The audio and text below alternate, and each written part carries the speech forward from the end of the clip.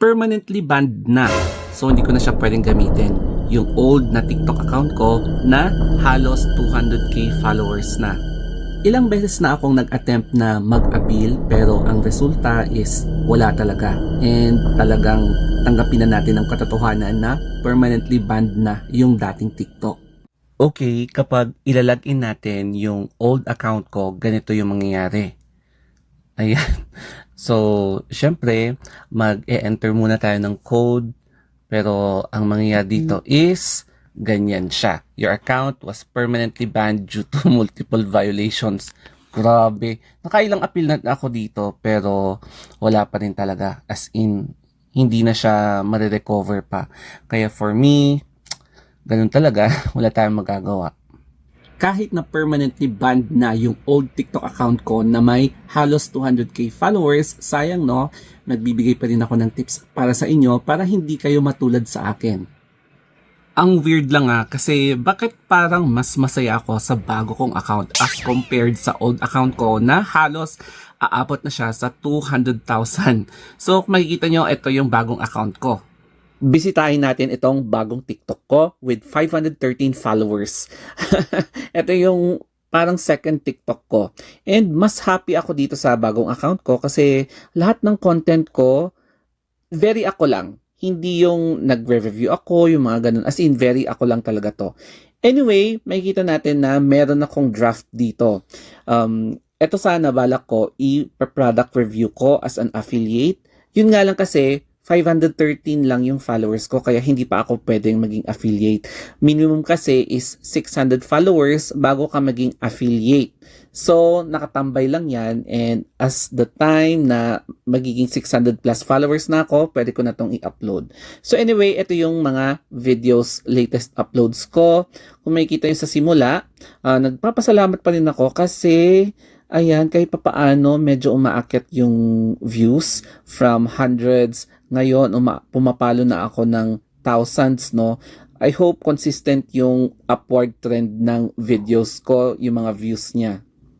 My first goal sa bago kong TikTok account is to activate yung affiliate account ko para naman makapag-promote or makapag-start na mag-promote na ako ng mga products. Kaya, ayan, makikita nyo 520 followers. Kaya baka naman guys, sana pa-increasein natin yung followers para ma-reach natin yung 600 followers at maging affiliate na tayo. So, i-check ulit natin yung TikTok ko. Kung mapapansin nyo, meron akong drafts dito na hindi ko pa ina-upload kasi gusto ko rin ipagpatuloy yung pag-a-affiliate ko dito sa TikTok. So I have 520 followers na, di ba? And then dito kasi TikTok Shop Creator Center, para maging affiliate ka, qualified affiliate, may kita dito, hidden showcase. Dapat may 600 followers ka or more. Your showcase isn't visible to your audience. It will become visible once you reach 600 followers and meet our community guidelines.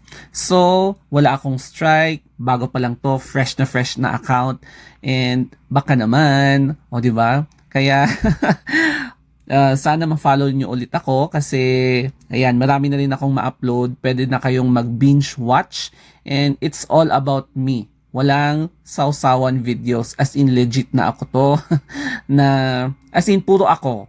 Ayan, so, 'di ba? Mas masaya ako sa bago kong account. Ito na yung helpful tips para hindi kayo magaya sa akin. Number 1 is dapat limit your hashtags. Maximum of 5 lang, hindi more than. Kasi kapag masyadong marami, oversaturated, talagang ayaw ni TikTok yan. Number 2, wag yung i-hashtag yung mga natural disaster. Alam niyo na yung mga natural disasters na yan. Kasi dito ako na-violate talaga. Number 3, dapat wag kayo magkaroon ng more than 3 violations within the 90-day period or 3-month period, kundi permanently ban. Number 4, makinig kayo sa mga ibang influencers na sineshare yung pagkakamali nila para maiwasan mo rin kung ano yung mga kagagahan na nagawa nila.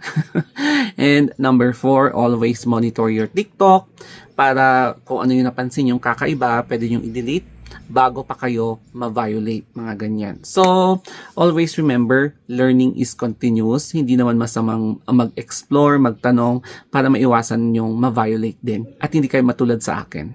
Kukulitin ko kayo one last time. And I'm very sorry for this, but please do help me reach more than 600 followers sa TikTok para naman ma-activate natin yung affiliate program, 'di ba? Para makapag-promote na tayo ng products. And yes, calling out sa mga subscribers and followers sa social media na balikan nyo ang ating TikTok. So that's all guys, yun lang ang ating simple request para naman more stories to share with you anytime soon.